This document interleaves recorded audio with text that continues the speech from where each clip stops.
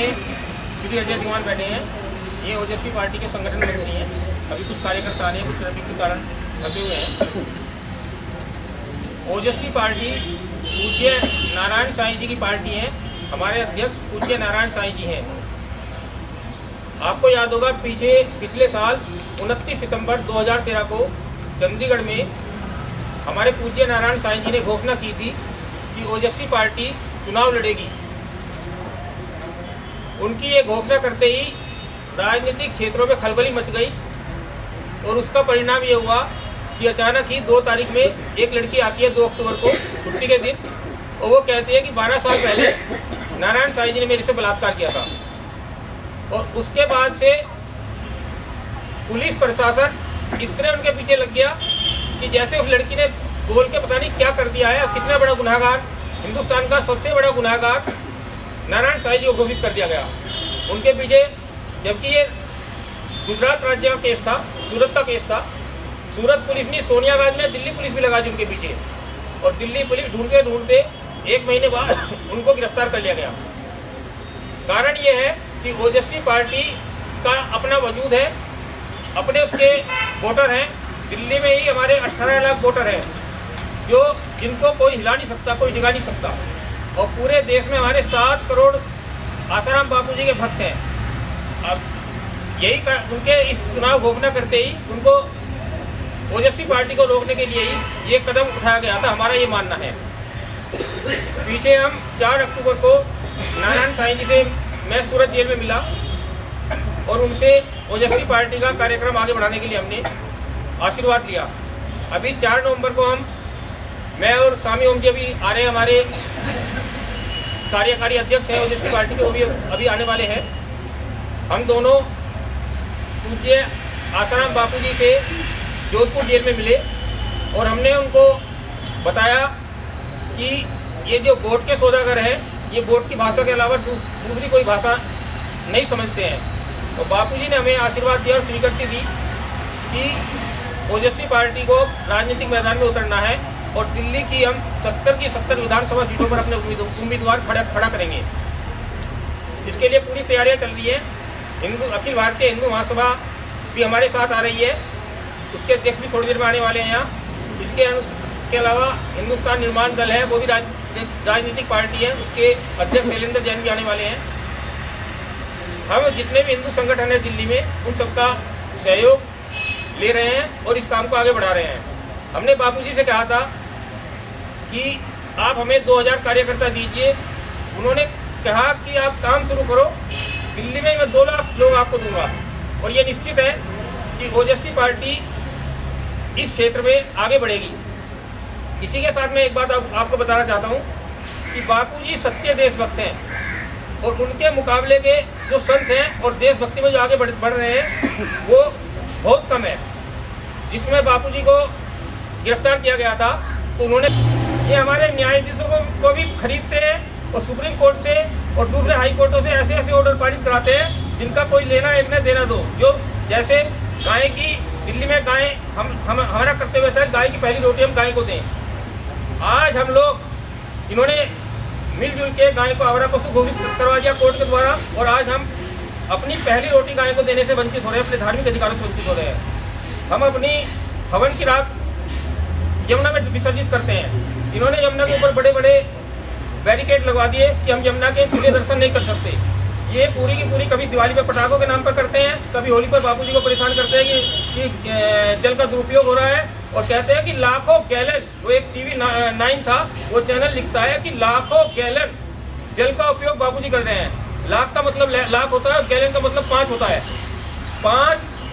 5 लाखों million gallon बोल रहा था, 50 लाख लीटर पानी का उपयोग बापूजी होली खेलने में कर रहे हैं। इसका मतलब यह है कि 10,000 उनके सत्संग में शामिल साधक होते हैं, तो इसका मतलब यह है कि एक साधक को 500 लीटर पानी से वो नहला रहे थे।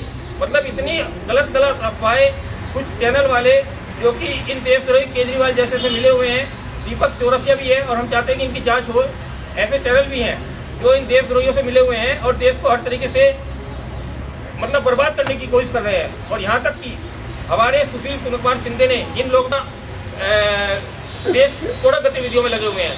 कहने का मतलब ये है कि कुछ लोगों की गलत काम के कारण, CIA के एजेंट होने के कारण पूरे मीडिया को बदनामी के आंचल में डाला जा रहा है। ये ठीक नहीं है।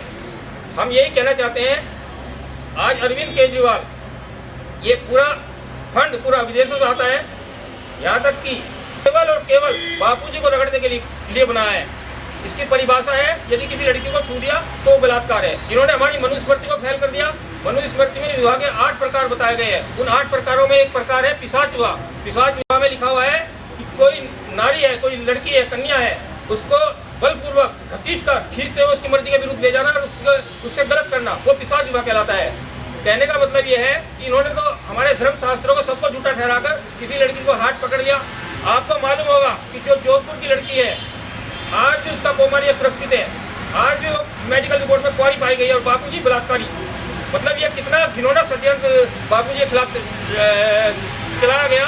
इसके अलावा जो जोधपुर का कमिश्नर 10 दिन पहले आया था, उसका नाम था बीजू जॉर्ज जोसेफ, वो सोनिया का कई ईसाई भाई था, उसको 10 दिन पहले खास तौर पर जोधपुर भेजा गया।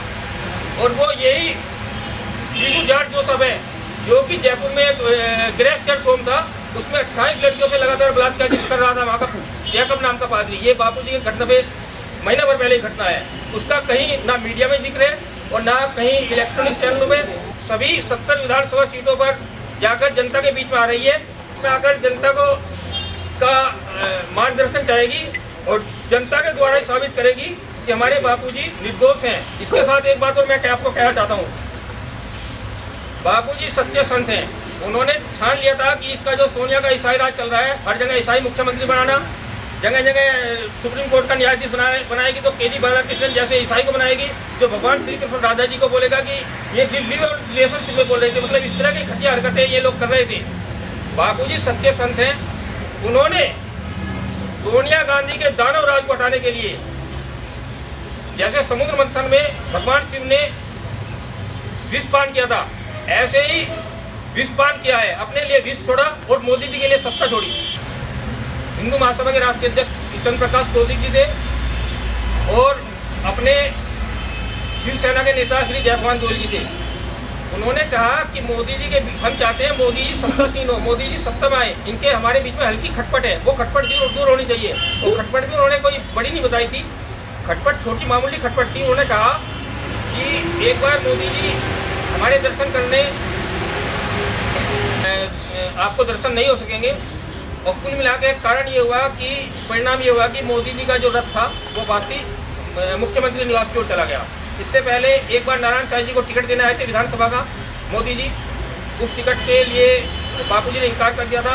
ये हल्की फल्की फुल्की खटपट थी, उसके कारण नारायण साईं जी को और बापूजी को ये अहमद नहीं किया गया। तो फिर आप भाजपा के साथ कैसे हैं? बापू को हमारा दिल्ली विधानसभा में जो मुकाबला है अरविंद केजरीवाल के देशद्रोह को उजागर करना है, क्योंकि सब पार्टियां उसके देशद्रोह से विमुख रही हैं, उसको खामोश, उसके देशद्रोह खामोशी देखते रही हैं। केवल मोदी जी ने एक लाइन बोली कि केजरीवाल ISI का एजेंट है, एक बार एक लाइन बोली, उसके बाद चुप। ये तो वो खतरनाक धुन है जिसके खिलाफ रोज बोलना पड़ेगा, तब जाके धुन दिल्ली से हटेगी। आपके साथी मानते हैं क्या भाजपा का वोट नहीं काट रहे? हम कोई भाजपा का वोट नहीं काट रहे। हमारे 18 लाख अपने वोटर हैं जो बापूजी के, वो कभी भाजपा को वोट नहीं देते थे क्या? मुझे नहीं पता किसको वोट देते थे, किंतु वो वोटर हमारे हैं। हम अपने वोटरों को अपने साथ लेके चल रहे हैं। और इसके अलावा जो देशद्रोही केजरीवाल है, आपको लगता है जो आपको वोट मिलेगा वो हकीकत में केजरीवाल को नहीं मिलता है? अगर केजरीवाल का वोट था वो, आपको लगता है कि जो वोट आपका था क्या हकीकत में केजरीवाल का वोट था वो? 18 लाख वोटर आप बता रहे हैं, तो आपको लगता है कि वो वोटर हकीकत में केजरीवाल का था, भाजपा का नहीं था? वो वोटर तो हमारा है। तो फिर आप भाजपा के साथ खुल के क्यों नहीं आ रहे? भाजपा साथ खुल के क्या आना है? हमारा भाजपा से कोई अंतर विरोध नहीं है। हमारा विरोध केवल केजरीवाल जैसे देशद्रोही को रोकना है और उसी के खिलाफ हम लोग मैदान में आए हैं। ये किताब हमारी, ये किताब है देशद्रोही केजरीवाल का नक्सली ईसाई आतंकवाद। हमारी धर्मनिरपेक्ष पार्टी है, सिर्फ हिंदूवादी पार्टी नहीं है। हाँ, इतना जरूर है क्योंकि वो संत है तो हिंदुत्व के प्रति तो अधिक आस्था जरूर है। मेन बात ये है, देखिए हमारी पार्टी 18 लाख तो हमारे कार्यकर्ता है यहाँ पे, 7 करोड़ हमारे कार्यकर्ता पूरे ऑल इंडिया में हैं। और ये सारे के सारे 7 करोड़ कार्यकर्ता अभी जो ही नोटिफिकेशन होगा, जो ही अनाउंसमेंट डेट अनाउंस हो जाएगा, उसके फ़ौरन बाद हम अपना मैनिफेस्टो हम जारी करेंगे। 70 हम कैंडिडेट का लिस्ट हम आप लोगों को जारी करेंगे। और उसके साथ साथ हमारे जो 7 करोड़ हमारे जो वर्कर्स हैं, वो सब के सब प्रत्येक मतदाता के घरों में जा करके तुलसी दल, गंगा जल, गीता और उनके जो इष्ट देवी देवता हैं, उन सबको उनके हाथ में रख करके उनको सबसे पहले तो हम उनके मन में जो एक झूठा भ्रम बापूजी के प्रति पैदा किया गया, वो सारा संदेह हम दूर करेंगे। और उसके साथ उनसे हम शपथ खिलवाएंगे कि वो सिर्फ ओजस्वी पार्टी के चुनाव चिन्ह, जो वटवृक्ष है हमारा चुनाव चिन्ह, उसके ऊपर में ही वो बटन दबाएंगे और किसी भी नहीं दबाएंगे। कि हमको मीनाक्षी लेखी भी उसमें शामिल थी, जो अभी यहाँ से सांसद है नई दिल्ली से। उसमें हमको ये कहा गया कि चूँकि हम बापूजी को निश्चित रूप से हम सत्ता में आते ही बापूजी को हम निर्दोष सिद्ध करते हुए हम रिहा करेंगे, साईं जी को रिहा करेंगे।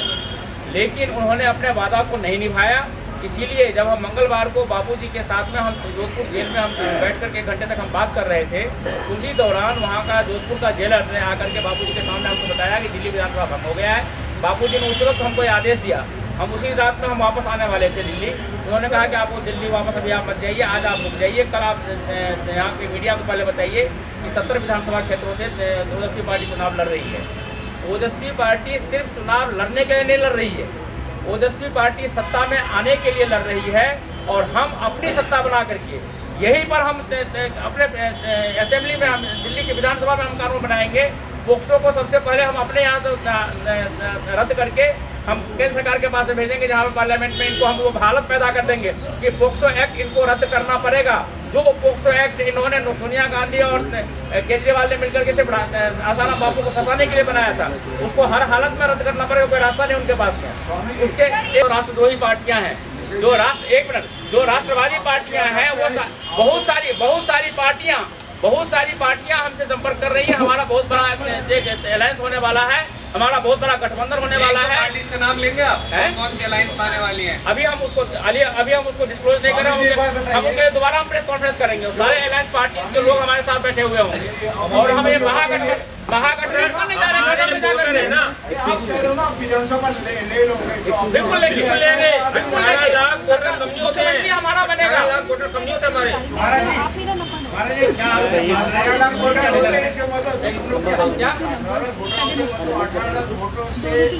अरे भाई साहब, 7 करोड़ पक्के वोटर हैं।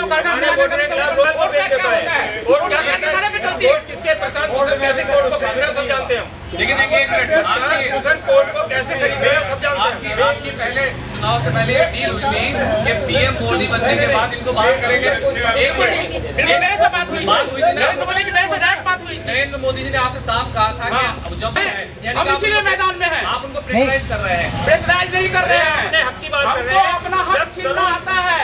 हम हक मांगते हैं, हम हक छीनते और छीन करके दिखाएंगे। जब तरुण तेजपाल जैसे बलात्कारी को ये सुप्रीम कोर्ट रिहा कर सकता है, क्या हमारे गांगुली सुप्रीम कोर्ट के जज बलात्कार के केस में उसके खिलाफ कुछ भी नहीं होता।